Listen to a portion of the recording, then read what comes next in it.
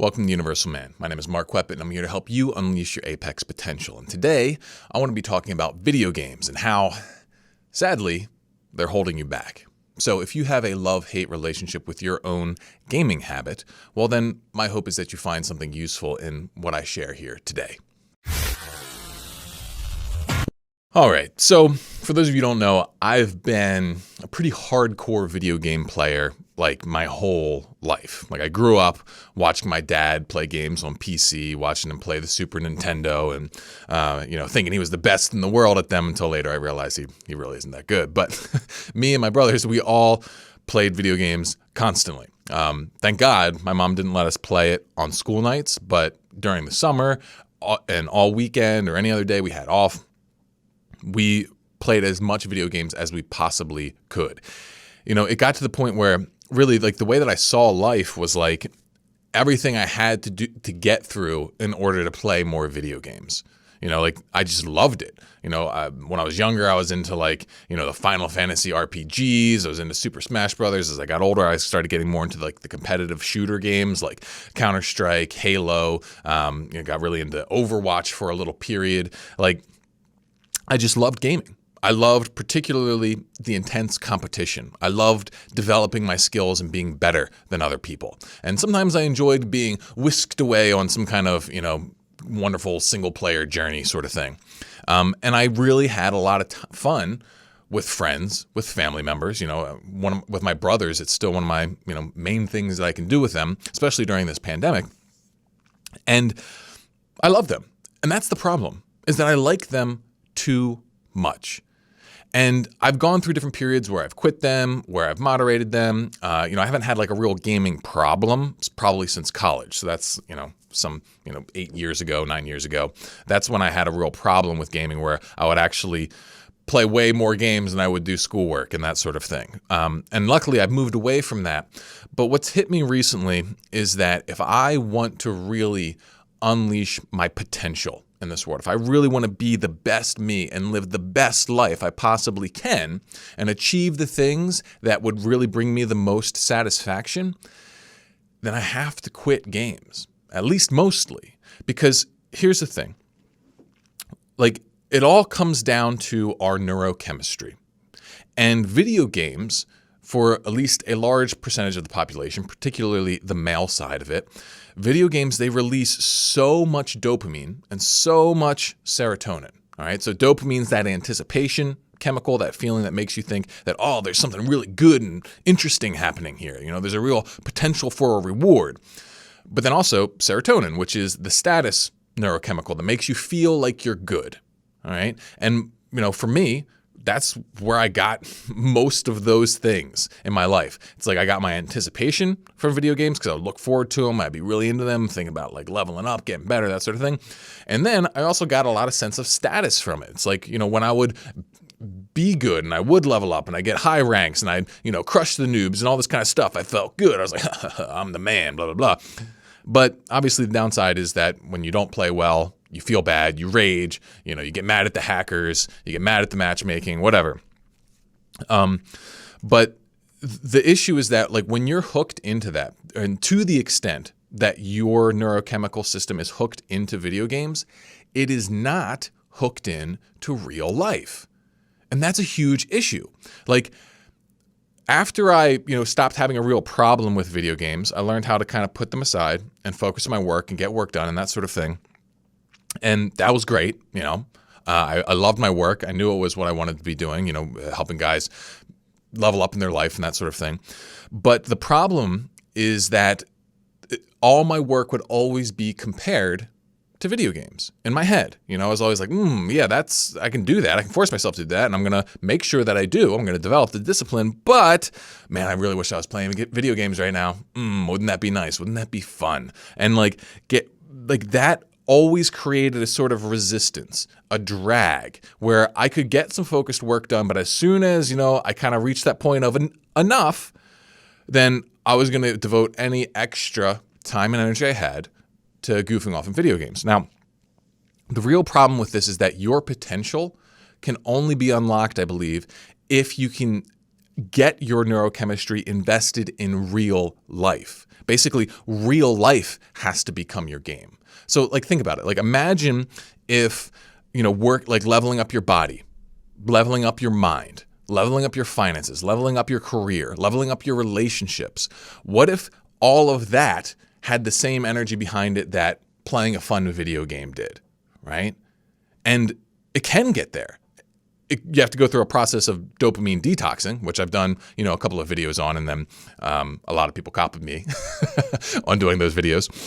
But so it's a very popular concept now. It's like if you cut out this high stimulation stuff, right, for a period of time, your brain will resensitize and it'll be able to plug into real life, right? Like, so if you're playing video games constantly, work's going to always feel like a chore. But if you take the video games out, eventually the work itself can start feeling like a game. And it can feel like something that you want to keep going at, you want to keep getting better at, you want to keep making progress in.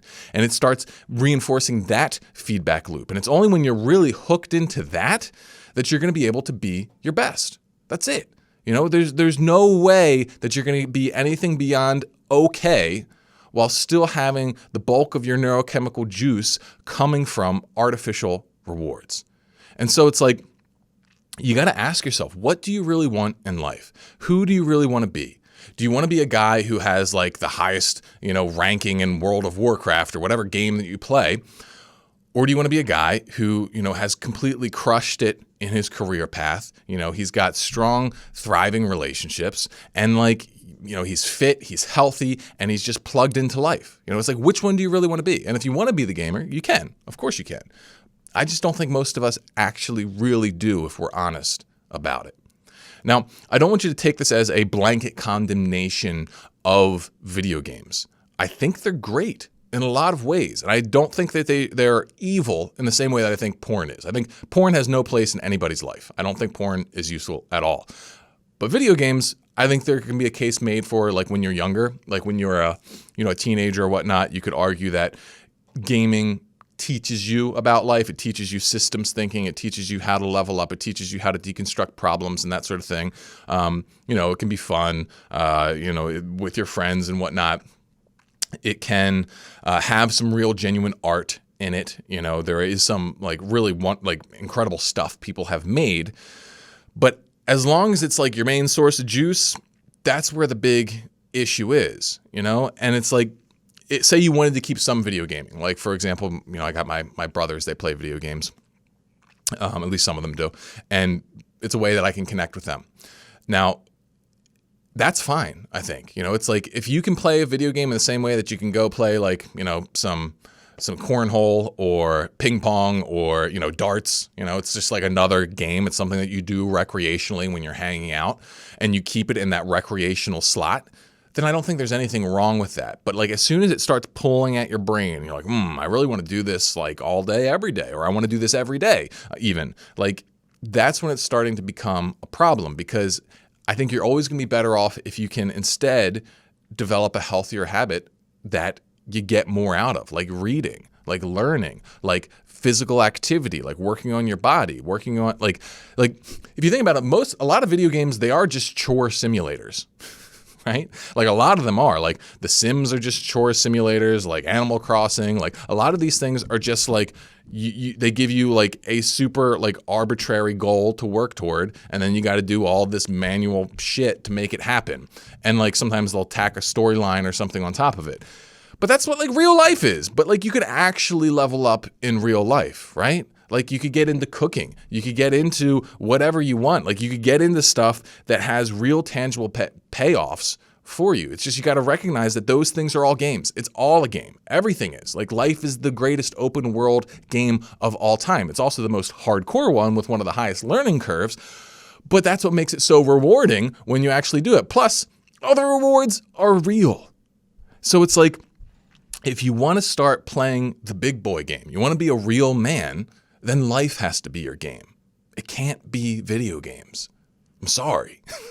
And I'm saying it like this because it was very hard for me to accept this because of the emotional attachment that I had to it. And I had all these rationalizations but what about just a little bit? Well, how are you going to connect with people? How are you going to connect with your brothers? And it's I could have better ways. There are better ways to connect with them. It's if my career takes off and, I can do what I want, then I'm going to be able to connect in way more real ways than just kind of like yelling about some video game together. And I'm not saying that that's horrible. It can be a fine thing, but like there's so much more available to you.